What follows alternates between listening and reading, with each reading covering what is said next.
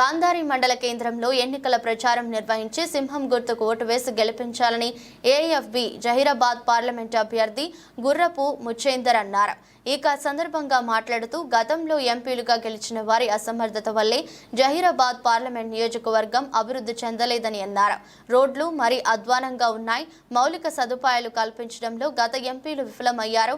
తనను గెలిపిస్తే జహీరాబాద్ పార్లమెంట్ నియోజకవర్గాన్ని ఆదర్శ నియోజకవర్గంగా తీర్చిదిద్దుతానని అన్నారు.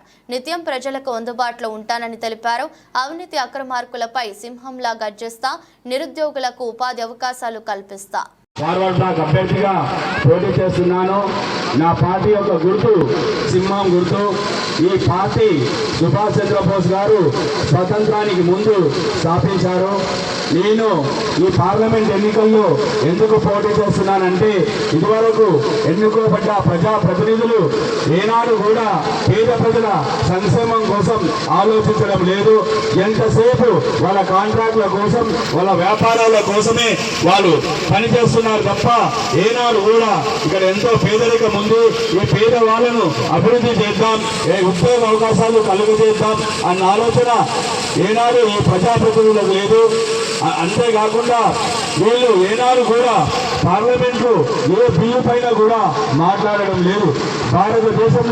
భారతదేశ పార్లమెంటు ఎన్నో రకాల వివిధ సమస్యలకు సంబంధించి ఎన్నో రకాల బిల్లులు వస్తాయి, ఎన్నో రకాల చట్టాలు చేస్తాం. ఏనాడు కూడా మన ఎంపీలు 15 సంవత్సరాల నుంచి చూస్తూనే ఉన్నాం. ఏనాడు వీళ్ళు మాట్లాడింది లేదు. బీబీ పార్టీలు అయితే దారుణంగా 1-2 వాక్యాలు చిట్టి మీద రాసుకొని తలదించుకొని కిందికి చూస్తూ మాట్లాడతారంటే అలాంటి వ్యక్తి ఎంపీ అర్హత ఉందా అని మీ ప్రజలకు నేను ఒక విషయం అడగదలుచుకున్నాను. ఇలాంటి ఎంపీలు మన భారతదేశానికి కానీ మన ప్రాంతానికి కానీ ఏమాత్రం అభివృద్ధిని తీసుకురాలేరు. ఏనాడు కూడా ప్రజల మధ్య తిరగలేరు. పేదరిక నిర్మూలనకు ఏనాడు కూడా వీళ్ళు కృషి చేయలేరు అని విన్నవించుకుంటున్నాను. అంతేకాకుండా బీఆర్ఎస్ అభ్యర్థి గాలి అనిల్ కుమార్ గారు మన నాన్ లోకల్ స్థానికేతరుడు, మన జైరాబాద్ ఈ 7 నియోజకవర్గాలకు సంబంధించినటువంటి వ్యక్తి కాదు. ఆయన పుట్టి పెరిగింది అమీన్పూర్ ప్రాంతం. ఆయన చేసేది రియల్ ఎస్టేట్ వ్యాపారం. ఎంతసేపు ఆ రియల్ ఎస్టేట్ వ్యాపారంలో ఉన్న లాభ నష్టాలు, కోర్టు కేసుల గురించే ఆలోచిస్తాడు తప్ప ఏనాడు ప్రజల మధ్య తిరగలేడు, ప్రజల సమస్యలు పరిష్కరించలేడు. అందుకని ఈ ముగ్గురి కంటే నేనే బలమైన వ్యక్తిగా భావించి, నేనే సరైన వ్యక్తిగా భావించి నాకు నిస్వార్థంగా ప్రజలకు సేవ చేయాలి అన్న కాంక్ష బలంగా ఉండడం వలన నేను నిరంతరం ప్రజలుగా ఉంటూ, మీ బిడ్డలాగా, మీ తమ్ముడిలాగా, మీ కొడుకులాగా ఉంటూ, స్థానికంగా ఉంటూ మీ సమస్యలు విని అన్ని పరిష్కరించాలి అన్న పట్టుదల ఉండడం వలనే నేను ఎంపీగా పోటీ చేస్తున్నాను. అంతేకాకుండా నాకు సింహం గుర్తుకి ఓట్లు వేసి నన్ను పార్లమెంటుకు పంపిస్తే నేను ప్రతి బిల్లు పైన మాట్లాడతాను. ఏ బిల్లు అయినా కూడా ఇక్కడ పేదరిక నిర్మూలన కోసం ఉండాలి, భారతదేశ అభివృద్ధి కోసం ఉండాలి తప్ప ఏ బిల్లు అయినా ఓటు బ్యాంకు బిల్లులు వేస్తే మీ అందరూ మద్దతుతో పార్లమెంట్లో అడ్డుకుని తీర్చానని కూడా విన్నవించుకుంటున్నాను. మనకి ఎన్నో నిరుపేద కుటుంబాలు ఉన్నాయి. ఎంతో మందికి ఇల్లు లేదు. కేసీఆర్ సార్ కూడా డబ్బులు పెట్టడం ఇస్తా అని 10 సంవత్సరాలు కలలానే మిగిల్చారు తప్ప ఏనాడు అది సాకారం చేయలేకపోయారు. ఇలాంటివి ఎన్నో సమస్యలు ఉన్నాయి. నిరుద్యోగ వృద్ధి ఇస్తారని కూడా దాని గురించి ఏనాడు మాట్లాడింది లేదు. కాంగ్రెస్ ప్రభుత్వం ఎన్నో రకాల హామీలు ఇచ్చి, గ్యారెంటీలు ఇచ్చి ఓట్లు దండుకొని అధికారంలోకి వచ్చింది.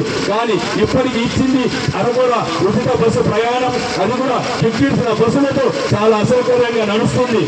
సిలిండర్ 500 సబ్సిడీ అనేది కూడా అందరికీ సక్రమంగా రావడం లేదు. అతిపెద్ద పథకాలైనా 2500 రూపాయలు ప్రతి మహిళలకు ఇవ్వడం కానీ, అంతేకాకుండా 5 లక్షల లోన్ ప్రతి విద్యార్థికి ఇవ్వడమే కానీ, 2 లక్షల రుణమాఫీ కానీ, అంతేకాకుండా మన పెన్షన్ 4,000 వరకు ఇవ్వడం కానీ, అంతేకాకుండా ఎన్నో రకాల పథకాలను ఇప్పటికీ కూడా అమలు చేయలేకపోయింది. ఆగస్టు 15 అన్నారు. ఆగస్టు 15 పోయి ఆగస్టు 15 వరకు మన స్థానిక సంస్థల ఎన్నికలు కూడా ముగుస్తాయి. తర్వాత ఇంకో డేట్ చెప్తారు. అలా సాగరిస్తారు తప్ప ఏనాడు కూడా మన పేద ప్రజలకు ఏనాడు ఏది దక్కదు అని కూడా నేను విన్నవించుకుంటున్నాను. అంతేకాకుండా నిరుపేదలకు గుంట భూమి లేని కుటుంబాలు ఎన్నో ఉన్నాయి, గూడు లేని కుటుంబాలు ఎన్నో ఉన్నాయి. ఉన్నాయి. మధ్యలో చదువు ఆపేసిన పిల్లలు ఉన్న కుటుంబాలు కూడా ఎన్నో ఉన్నాయి. వాళ్ళకు ఈ ప్రభుత్వం వాళ్ళ గురించి ఏనాడైనా ఆలోచించిందా? ఏనాడైనా ఏమైనా కార్యక్రమం చేపట్టిందా? మీరే ఆలోచించాలి ప్రజలారా. ఈ ఎవరైతే ఎన్నుకోబడ్డ ఎంపీలు వేల కోట్లకు అధిపతులు ఉండడం వలన పేద ప్రజల గురించి ఏనాడు ఆలోచించలేకపోతున్నారు. నేను పార్లమెంట్కి వెళితే ఈ పేదరికాన్ని నిర్మూలించడానికి నేను శాశ్వతగా కృషి చేసి ప్రతి ఒక్కరికి మంచి ఇల్లు రావడానికి కానీ, ప్రతి విద్యార్థి పై చదువు చదువుకొని విదేశాలకు వెళ్ళడానికి కానీ, డాక్టర్లు ఇంజనీర్లు కావడానికి కానీ నేను శాశ్వతగా కృషి చేశానని కూడా మనవి చేస్తున్నాను. అంతేకాకుండా నిరుపేదలు ఉంటున్న కాలనీలు కానీ వాళ్ళ పరిసరాలు కానీ అంత మంచిగా ఉండడం లేదు. అన్ని రకాల మౌలిక సదుపాయాలు కలుగజేసి ఒక జైరాబాద్ పార్లమెంట్ అన్ని గ్రామాలను అన్ని పట్టణాలను సుందరీకరించి అద్దంలో తయారు చేసి పరిశుభ్రమైన వాతావరణంలో ఉన్నతమైన జీవితాన్ని పేదవాడైనా ధనవంతుడైనా ఎవరైనా గడిపేలాగా తప్పకుండా నేను కృషి చేస్తాను. దానికి మీరు నాకు మద్దతు ఇచ్చి ఈ సింహం గుర్తు ఓటు వేసి నన్ను పార్లమెంటుకు పంపండి. తప్పకుండా మంచి కోసమే పోరాడతాను, సత్యాన్ని గెలిపిస్తాను.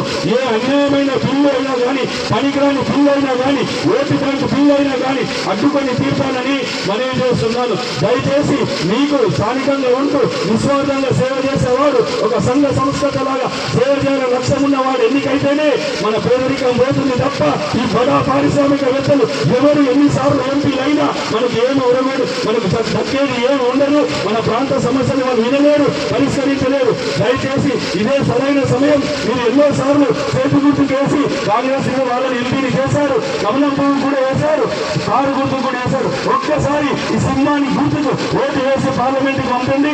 తప్పకుండా మీ అందరికీ సేవ చేస్తూ నేను తప్పకుండా మీ మధ్యలో మీ బిడ్డలాగా స్థానికంగా ఉంటూ నేను నిరంతరం అందరికీ అందుబాటులో ఉంటూ నేను సేవ చేస్తాను అని ప్రమాణం చేస్తున్నాను. నాకు ఒక్కసారి సింహం గుర్తు ఓటు వేసి చూడండి. తప్పకుండా అన్ని రకాల సమస్యలను వేగవంతంగా పరిష్కరించడానికి శాశ్వతంగా కృషి చేస్తానని కూడా ప్రమాణం చేస్తున్నాను. జై సుభాష్ చంద్రబోస్, జై భారత్.